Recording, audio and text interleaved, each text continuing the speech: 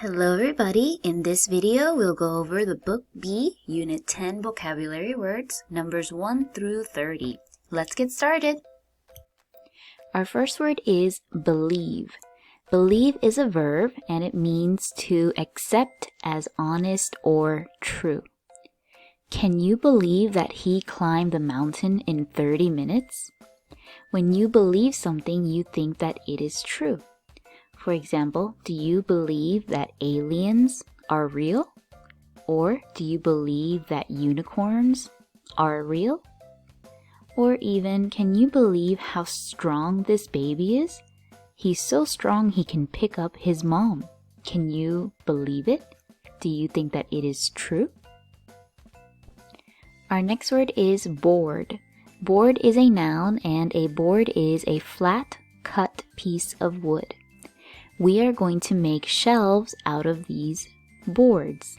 This is what a board looks like, and people use wood boards to make many different things. We can use them to make tables, or we can even use them as our floor. When you have a wooden floor, it uses wood boards. Our next word is break. Break is a verb, and it is when you press or push the part on a vehicle that makes it stop. She braked when she saw the child in the road. So the important part here is that when you brake, you make something stop. You can make a car stop when you push the brake. People drive using their feet. There is a part that makes the car go, and there is a part that makes the car stop. When you push the part that makes the car stop, you are braking. That is the brake. You can also brake your bicycle or you can brake your skates. Don't mix up this word with this brake where it's EA. This one is something is broken. This one, RAKE, means the action of stopping a vehicle. A car, a bus, or a bicycle. When you make it stop, you brake. Our next word is century. Century is a noun, and century is a period of time equal to 100 years. So 1 century is 100 years. Let's look at the example. The United States became a country only a few centuries ago. And I have a picture here of Korea and what Korea looked like 1 century ago compared to now. So as you can see, things were very different 1 century ago. Here is one of New York. This is what New York looked like 1 century ago, and this is what it looks like now. So things were very different centuries ago. Can you think of some things that we have now but we didn't have over 1 century or many centuries ago? For example, did we have airplanes over a century ago? Or 1 century ago, did computers exist? Our next word is clever. Clever is an adjective, and it is having a quick mind or being smart. For example, Anna is a clever girl who does well in school. Someone who is clever can be described as bright or quick or smart. Of course, children who study well and are smart can be called clever. But we can also call someone who thinks very quickly as clever. For example, in the story of The Lion and the Mouse, this mouse was clever because he thought very quickly of a way to get the lion to not eat him. So he was a clever mouse. Our next word is cockpit. Cockpit is a noun, and it is the area where the pilot can control an airplane. The cockpit is in the front of the airplane. This part here is called the cockpit, and it looks like this. It has the chairs where the pilots who are flying the airplane sit, and it has all of the controls that the pilots use to drive the airplane. Our next word is doubt. Doubt is a verb, and doubt is when you think that something might not be true. For example, I'll try, but I doubt that I can finish this work before 5 o'clock. Sometimes you have too much work, and when you think that you can't finish it, you can say, I doubt that I can finish it, or I doubt that I will finish it. I don't think that I can finish it. That is doubt. Or, I doubt that I can eat all the food on my plate. It's too much. Maybe you have too much food on your plate and you don't think that you can eat it all, so you can say, I doubt that I can eat it all. It's important to remember though, doubt doesn't mean that you really can't do it, because maybe you can. If you work very hard, you can finish all of this work. Or maybe you can eat all of this food. Doubt just means that you think that you can't. Our next word is eager. Eager is an adjective and it means wanting very much.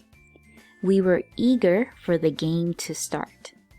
They are eager to see her. When you are eager, you want something very much. Sometimes there are students in the classroom who really want to answer a question. They are eager to answer the question.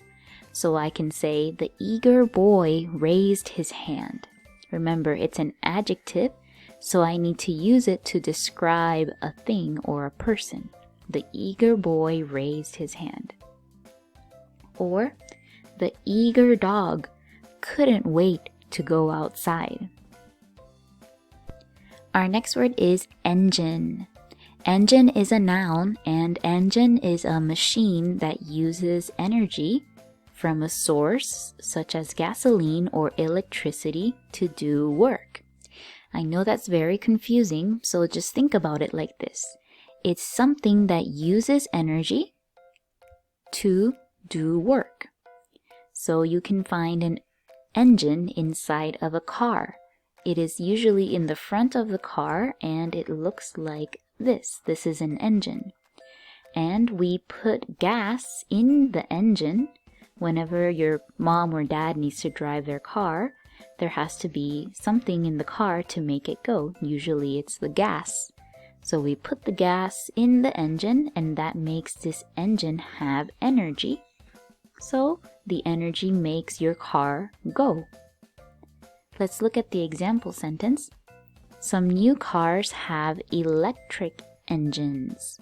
Now there are some cars that don't need any gas. Instead, they use electricity. And the electric engines make the cars go just like the gas engines do. Our next word is fear. Fear is a verb and it means to be frightened of or to be scared. For example, I fear high places. People have many fears, things that they're scared of. Some people are scared of flying in an airplane, so they have a fear of flying. Some people have a fear of spiders or a fear of the dark. Some people have a fear of snakes or a fear of water. They're scared that if they go in the ocean or the pool that they will drown. So when you are scared of something, you have a fear for that thing. When you're making your sentence, you can say, I have a fear of, and then tell the thing that you are scared of. And the opposite of fear is the word fearless. Someone who is fearless has no fear. They are not scared of anything. For example, the fearless firefighter ran into the burning house. So again, someone who is fearless, they are brave, they are not afraid of anything. We usually think about superheroes like Superman as being fearless. They're not afraid of anything. Or I think that skydivers are fearless. Skydivers are people who jump out of a plane and they have a parachute on their back. They wear a backpack that helps them get down to the ground without getting hurt. But still, it looks very scary to me, so I think that they are fearless. Who do you think is someone who is fearless? Our next word is guide. Guide is a verb, and it is to direct or lead someone to a place or around an unfamiliar area. For example, the librarian guided us to the books about snakes. When you go to a library, there's many books, and if you don't know where the book is, you need a librarian to help you. The librarian can guide you. She can lead you. She can take you to the place that you need to go. Someone who guides you takes you somewhere. So the librarian guided us. She took us to the books about snakes. Or a young man guided us around the museum. When you go to a museum, there's also people that can guide you. In this sentence, the young man guided, he took the people around the museum. Remember, to guide means to direct or lead someone to a place. Whenever people go to a country, they can hire someone to guide them around that country. Maybe they don't speak the language, so it's easier to have someone show you where all of the things are. We call this person a guide. That is the noun guide, but what they do is the verb guide. They show you around. And guides usually carry a flag or something to show that they are the leader. They are showing the people where to go. Our next word is harmful. Harmful is an adjective and it means causing harm or dangerous. For example, smoking is harmful to your health. Or playing with electricity is harmful for children. Also, you should not play with tools like scissors or nails because they can be harmful. They can hurt you. Playing with fire or touching a hot pot is also something that's very harmful. Can you think of other things that are harmful? And the next word is harmless. Harmless is the opposite of harmful. Something that is harmless has no power or intention to hurt you. It cannot harm you because it is harmless. For example, this sort of snake may look scary, but it is harmless.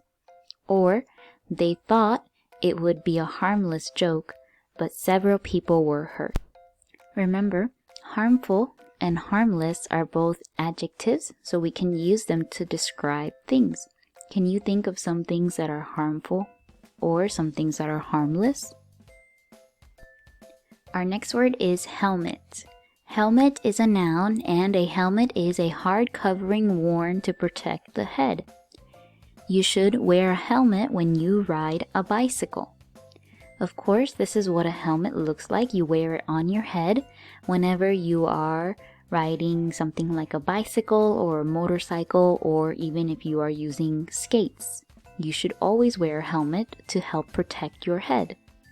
Can you think of some other times when you might need to wear a helmet? Number 16 is hopeful and 17 is hopeless. They are opposite words. Hopeful means showing or feeling hope. She was hopeful that her grandparents would visit for her birthday. And hopeless means having no hope. The family felt hopeless when both parents lost their jobs. Or the hurricane left many people in a hopeless situation. When you are hopeful, it is a good feeling. You think that something good will happen, so you are hopeful. Maybe this boy here, he is hopeful that he can become anything he wants in the future. He is hopeful that he can become a soccer player or a doctor. He's hopeful that he can become a singer. Someone who is hopeful feels very good about something that will happen. But the opposite, hopeless, someone who is hopeless thinks that nothing good can happen. No matter how hard they try or how much work they do, nothing good will happen. When you feel that way, you are hopeless. But when you have a good feeling, you are hopeful. Can you think about something in the future that you are hopeful will happen?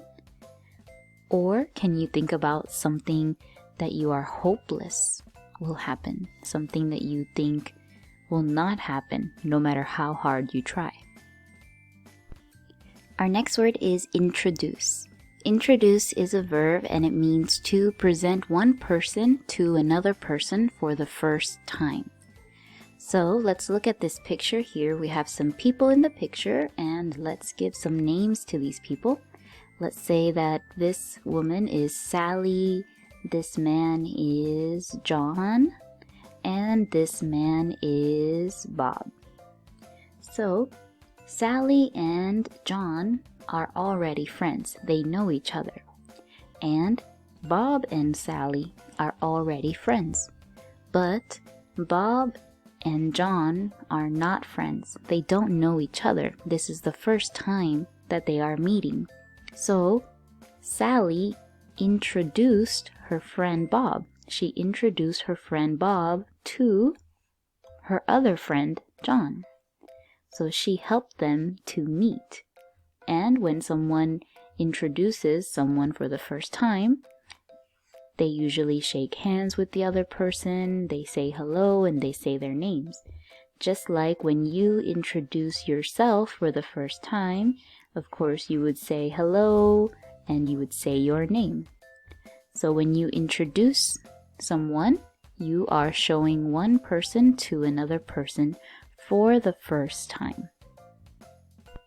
Our next word is leap. Leap is a verb and it means to jump in the air, either straight up or across a distance. For example, the frog leaped from the rock into the water. Or I can say the man leaped from one side of the mountain to the other.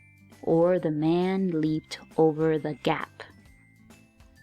Or of course we can use leap when someone is dancing. I can say the dancer leaped into the air. Our next word is mild. Mild is an adjective, so we can use it to describe something, and it means not harsh or gentle. For example, we had a mild winter with only a little snow. When you use mild to describe winter, you mean that the winter is not very strong. Maybe it was not very cold or there was not a lot of snow, so it was a mild winter. I can also use mild to describe how something tastes. Something that tastes mild is not very spicy. Like rice can be mild, or some soups can be mild, while other soups can be called spicy. So anything that is not very strong, we can use this word mild to describe it. Our next word is paddle. Paddle is a noun, and a paddle is a wide, flat blade with a long handle used for moving small boats in the water. This is the blade of the paddle. It is flat and it has a long handle that you hold onto. This is the paddle. And people use a paddle to move a boat in the water, a small boat, like a kayak. Let's look at the example. He steered the canoe with his paddle. Have you ever used a paddle before? And the word paddle can also be a verb. So we can use the paddle, we can use the noun paddle to do the action, to do the verb of paddling. When you paddle, you move something like a small boat. So we paddled down the river to our camp. Here, the man is paddling. He is moving the boat with the paddle. So be careful when you're using this word. Make sure you know whether you're talking about the noun paddle, the thing, or the action of paddling, the action of moving the boat. Our next word is pilot. Pilot is a noun, and of course, a pilot is a person who flies an airplane or other aircraft. For example, the pilot flew the plane with care through the storm. And of course, we know here is a pilot, and the pilot sits in the cockpit of the airplane, and they are the people who are flying the airplane. Our next word is press. Press is a verb, and it means to push with your hands. For example, the doctor pressed the patient's stomach. Here in this picture, the doctor is pressing down. He's pushing down with his hands. Or another thing that we can press, of course, is a button. When you go on an elevator, you press the button in the elevator to go to the floor that you want to go to. Our next word is print. Print is a verb, and it means to put words and pictures onto a surface using a machine. For example, they printed thousands of copies of that book. So I'm sure you've seen this machine before. This machine is called a printer, and the action that it does is printing. It prints pictures or it prints words. So when you're using the word print, make sure that you're talking about the action of something being put on a piece of paper. And print doesn't only have to be for paper. It can be on any surface. There are some machines that print pictures onto shirts or onto bags. Our next word is record. Record is a verb, and it means to copy by use of electronic equipment for later hearing or viewing. For example, this band has recorded hundreds of songs. And what I'm doing right now, I am recording this video for you. I'm recording it so that you can hear and you can see it later. You can record things using cameras, so you can record videos, or you can record sound. You can record music. And you can make a sentence like this. I can say, she recorded a new song, or she recorded a video about cooking. Can you think of something that you can record? Our next word is screech. Screech is a verb, and it means to make a harsh, shrill cry or sound. For example, the car's brakes screeched. And I'll show you what a screeching sound sounds like. This is a screech.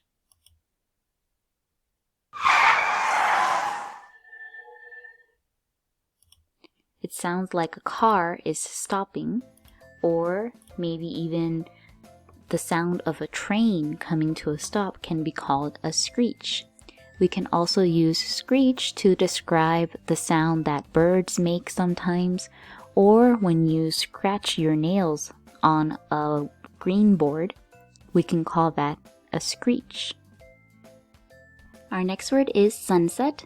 Sunset is a noun, and it is the moment each day when the sun goes below the western horizon. For example, the street lamps come on at sunset. And sunset is also similar to the word dusk. Dusk is the time of day when the sun is going down. Sunset is the moment when the sun goes down.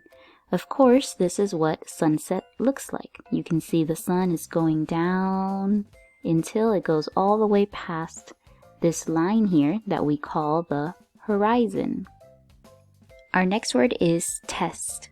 Test, in this case, it is a verb, so we're not talking about the test that you take during a class like a spelling test. It is not this kind of test. Instead, This test means to check or examine, to check something. For example, the doctor tested my hearing. It means the doctor checked my hearing. He's checking if it's okay or if there's something wrong.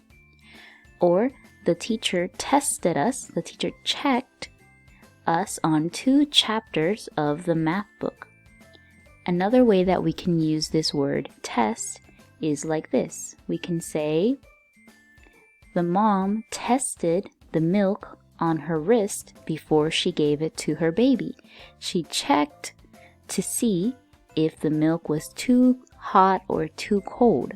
We can use the word test the same way that we would use check. Or I can say, the chef tested many recipes before he created one for the restaurant.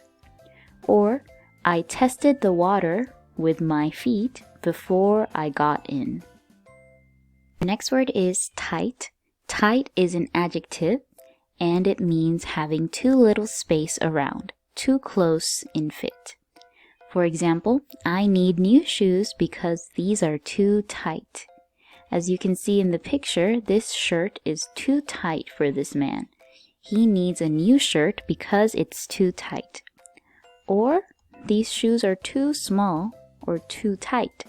I can say I need new shoes because these are too tight. Can you think of something else that is too tight? And our last word is town. Town is a noun and it's an area with streets, houses, and buildings that is similar to a city but usually smaller. For example, the town has a new library and new sports center. When you think of town, you think of something like this. A city has many tall buildings and many people live in cities. Towns are not small, but they are smaller than cities. The buildings are smaller and there's less people living in a town than in a city.